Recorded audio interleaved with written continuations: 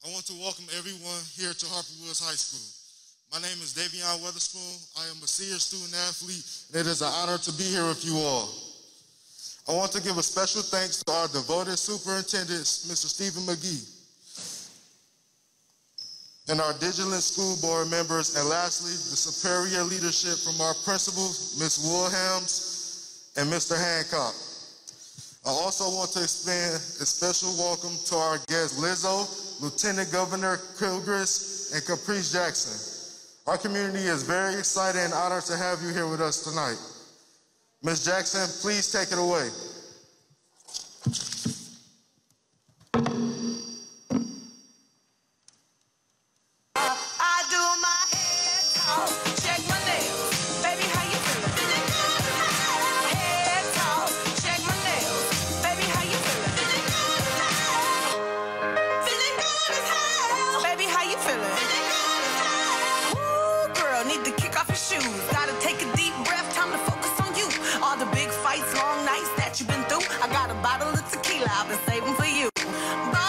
Change your life. You can have it all, no sacrifice. What's up, y'all? We can make it right.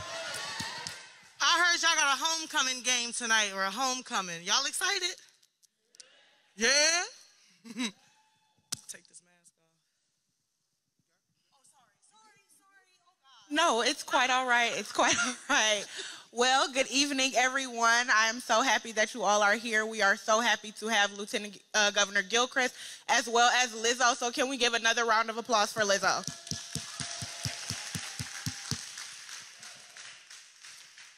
So we're going to have a few questions that we want to ask the Lieutenant Governor and ask Lizzo. I also want to get a few questions from the audience as well. But my first question is to Lizzo. Wait. Okay. No problem. Take your time. No, I'm ready. I'm just kidding. Okay. You had to get your mask together. I understand. So our first question for you is, how do you feel political activism is different being a Black woman? Well, I'll say this. Black women have been the heartbeat of every movement, from Sojourner Truth to the Black women leading the Black Lives Matter movement.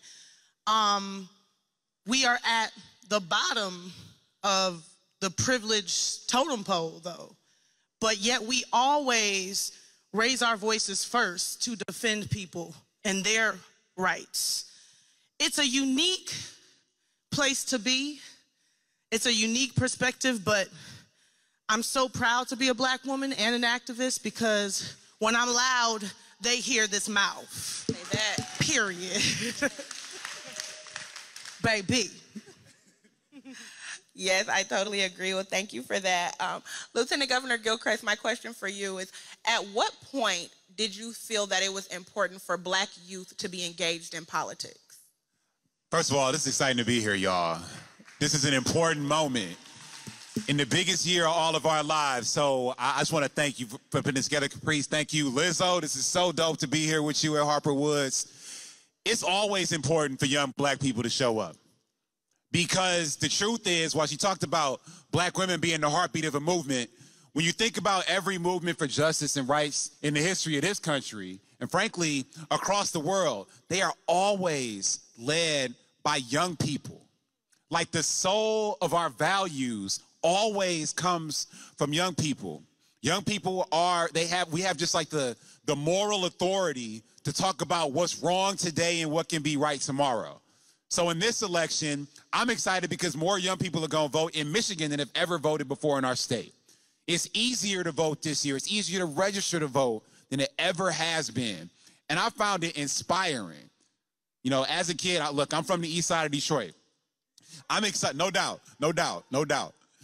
And I'm inspired by the number of young people who not only are going to vote this year, but who've been active and engaged in this generational way. We've been calling for racial justice, economic justice, an end to police brutality, and an understanding of our humanity. And so the actions of young people have inspired me to be a better public servant. And I think it's making our communities across the state and across the country stronger. Thank you, Lieutenant Governor. Now, at this point, I do have, I do want to ask the audience if you guys have any questions for either Lieutenant Governor Gilchrist or for Lizzo. So, do we have any takers? Let's not all speak at once. You guys shy. Okay. All right, I have one. Is this my second one? Go ahead. All right. You'll be right over at the microphone to your right. Come on, outfit. I like that vest or the jacket with the vote shirt and the vote I love bandana. It. This is a little tall. Sorry. So my question for you all is, what do you intend, or what is your voting pitch for undecided voters? I mean, I can go first. They want to hear from you, though, but I'll go first. So if you're somebody who, it's two types of undecided voters this year. There's the people who don't know whether they're going to vote for Joe Biden and Kamala Harris, or whether they're going to vote for Trump. And then there's people who don't know if they're going to vote at all this year. I'm going to be blunt. I think the choice between Trump and Biden is the clearest choice we've ever had in a general election. You have somebody who literally ignores the death of thousands of black people in the midst of this pandemic, 23 of them in my life, versus somebody who has a plan to not only care about our lives and our health care, but to actually invest in our community. Joe Biden and Kamala Harris got the most progressive agenda when it comes to racial equity that anybody has ever had a chance to vote for in November. You know that? When we're talking about pathways for free college at HBCUs, free college at public universities for any household earning $125,000 or less, investing in the ideas that all of y'all have when wanting to be entrepreneurs and incubator programs for all of us. It's really inspiring. So I think the choice for Vice President Biden is really clear. But the one I'm really worried about are people who may not vote. That undecided voter who has not decided to vote. And what I would say to them is that I believe that every person in this gym, every person in our nation, every person in our communities is powerful. You can influence the present and the future. But the thing is, if you don't vote, you're passing up an opportunity to show the world how powerful you are. And I think if you listen to Lizzo's music, for example, you hear that, like, power needs to always be felt. It needs to always be heard. And so I would challenge anybody who hasn't decided to vote to think about whether they've decided if they're a powerful person or not. And I believe they are. That's my pitch to them. You got me wanting to vote. Can I vote right now? No, I'm with you. I just think about all of the people who fought so hard for the right to vote. When I think about that, I think about the people who lost their lives, the people who were thrown in jail, the people who were attacked by dogs and sprayed with water hoses because of this privilege that we have in 11 days to just vote. I don't ever want to take it for granted. And I think we're a new generation. The younger generation, I don't really think in terms of red or blue. I'm going to be honest with you. I think in terms of right and wrong. I think in terms of how do I feel with this person who's managing the country? Do I feel good about it or do I feel bad about it? Really just think about that and realize you have the power to change that. If you don't like how things are going, guess what? You can vote that person out and we can have an opportunity to try something new to actually bring change. That would be my pitch to you. Just do it. People have fought so hard for you to have the opportunity. Why not do it? You know?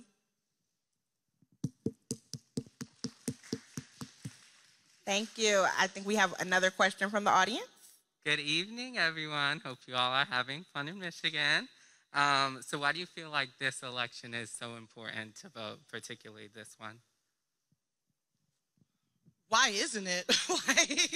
You know what I mean? You think about 2020, it's a unanimous thing. Everyone on all sides look at 2020 as one of the hardest years we've ever experienced globally and as a country.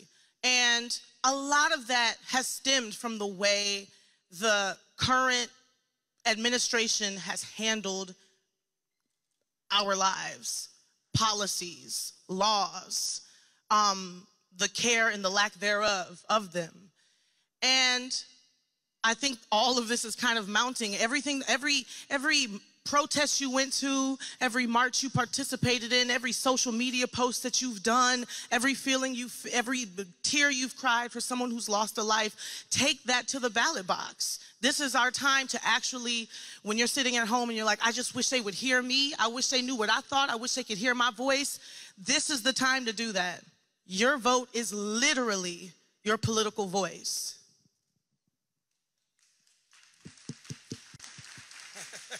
Period. I'm gonna start saying that at the end so y'all can clap. And that's on period. Period. When you talking about the stakes, we're gonna do a little audience participation. Okay. All right. So how many of y'all know somebody who got coronavirus? How many of y'all know somebody who died from coronavirus? How many of y'all know somebody who either lost their job or they got their hours cut because where they worked had to shut down or slow down? So basically everybody in here either themselves or know somebody who has been directly, negatively impacted by the biggest presidential failure in 100 years, okay?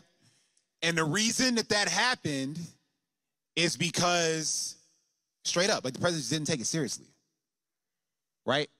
So for me, what's at stake is the seriousness of the questions I just asked you. I don't want another person to get coronavirus. I don't want to know, and look, I got a cousin that went to the hospital with coronavirus last week, okay?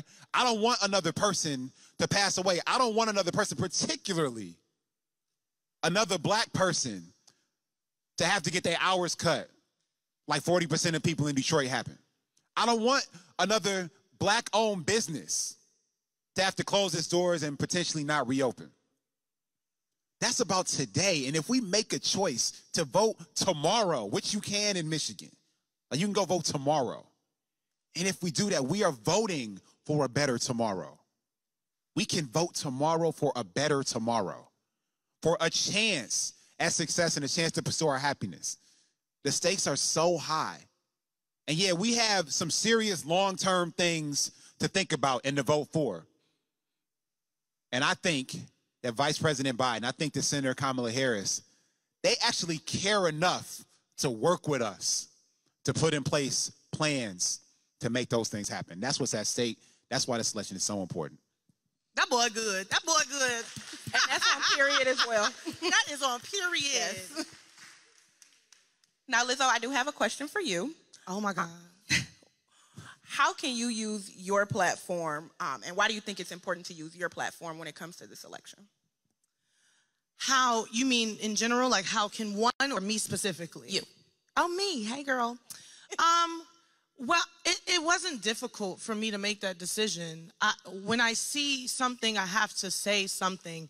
And God gave me this platform for a reason. It's not just to stand up here and look pretty and sing. Like, I care about things and I want to make a change. So if I can lift people up, I'm specifically all about lifting people up. I'm here today not because of me. I'm here today to shine a light on people like y'all, the young 18-year-olds who are actually invested in voting, invested in politics, and are invested in making a change. People like you. And you amazing. You can you come? I want to hear you talk all the time because you really know you could talk that talk. I'm here to highlight y'all. That's why God gave me this platform. God gave me this light to shine on people so that they can shine, so the world can see them shine, because everybody in here is a star.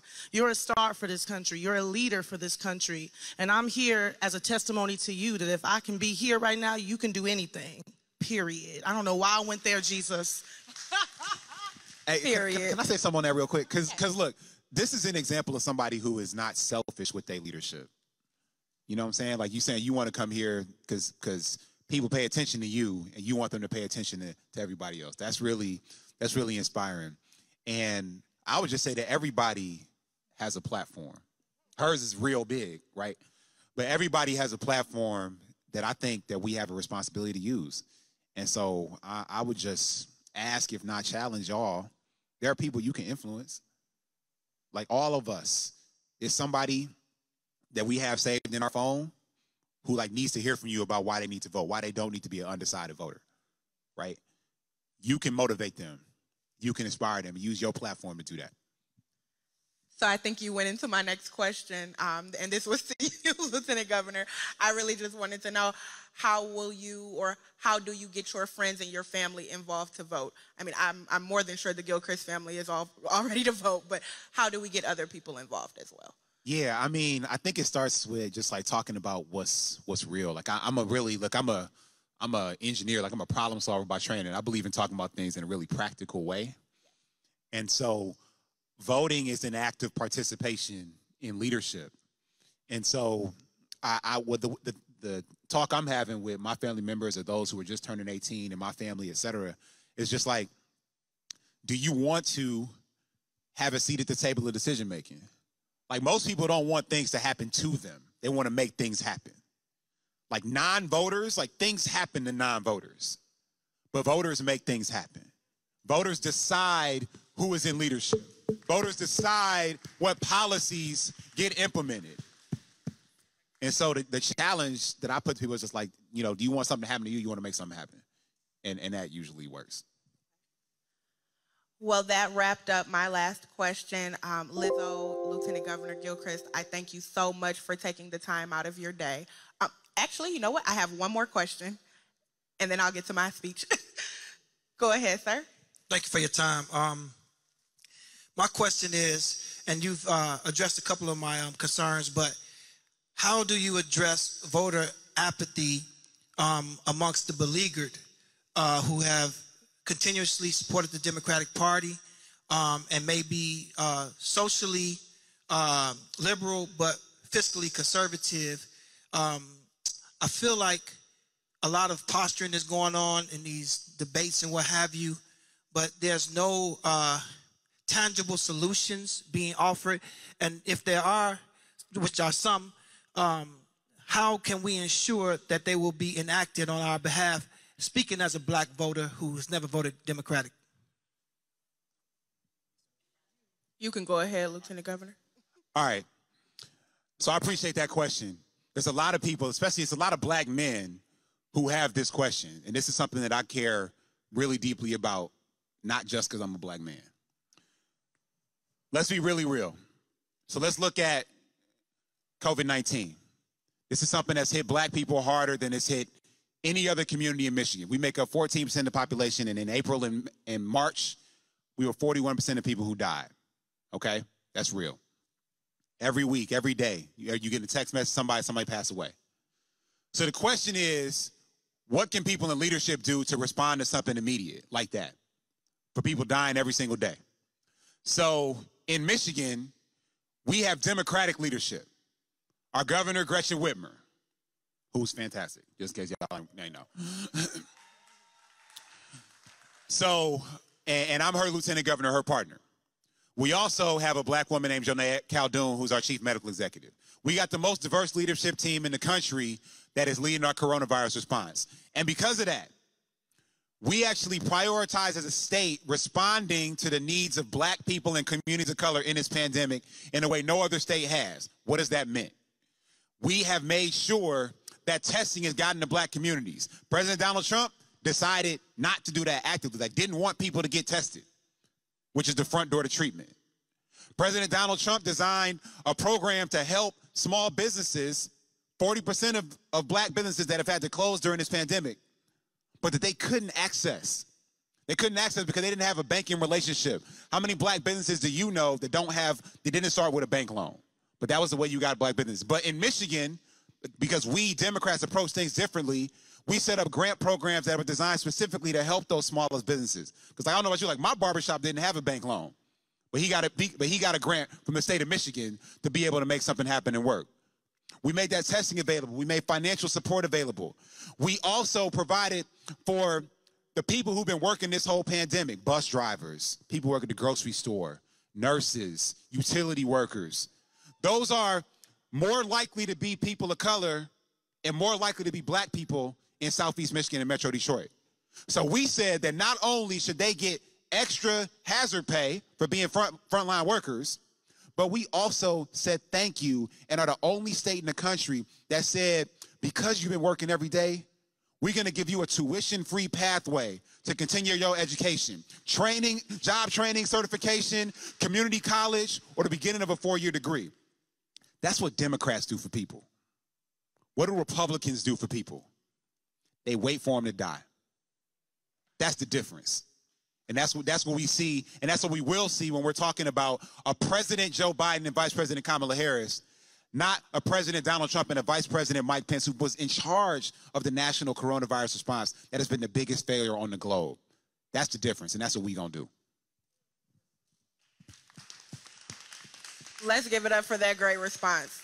Thank you, Lieutenant Governor. That did wrap up our questions for our panel. I want to thank the audience for the questions you all asked. Those were great questions. Again, Lizzo, Lieutenant Governor, I thank you so much. And I just want to let you all have the opportunity to give closing thoughts. So, Lizzo, you first. I'm going to go first because I know he's going to say something incredible, so let me just... all of you here today, I'm so in awe of you. When I was your age and I was in school, I didn't feel like my political voice mattered. I didn't even really know where to begin. And the fact that you're here tonight, and I can see on your faces how passionate you are, how much you actually care, and you just want to see some change. Thinking about 2001 to now, being an American citizen has been traumatic. And we just want to see good times. We just want the trauma to end. And I can tell y'all, like, when will it end? I just want things to be okay. I just want equal rights. I just want to feel like I can live in a country that sees me and has laws that protect me, not kill me, not hurt me, not throw me in jail, you know, not condemn me. So I just want to say that you guys are literally the future. I know it sounds so cliche, but cliches are cliche because they're the truth. You are the future. You are going to be up here. So I just want to say thank you for your initiative, and I'm so inspired by y'all, and I'm only here to shine a light on y'all, and y'all teach me how to be a better activist and a better artist to the world. So thank you so much for having me tonight. Period. I think she covered it. I mean, I'm just excited to see the leadership that y'all bring into the world. It starts this year, and it has no limits. And so I'm excited to see what y'all do. So let's go do it big, like real big. All right. Thank you so much. Can we get another, thank you, round of applause for Lizzo and Lieutenant Governor Gilchrist. And make some noise for yourselves. I know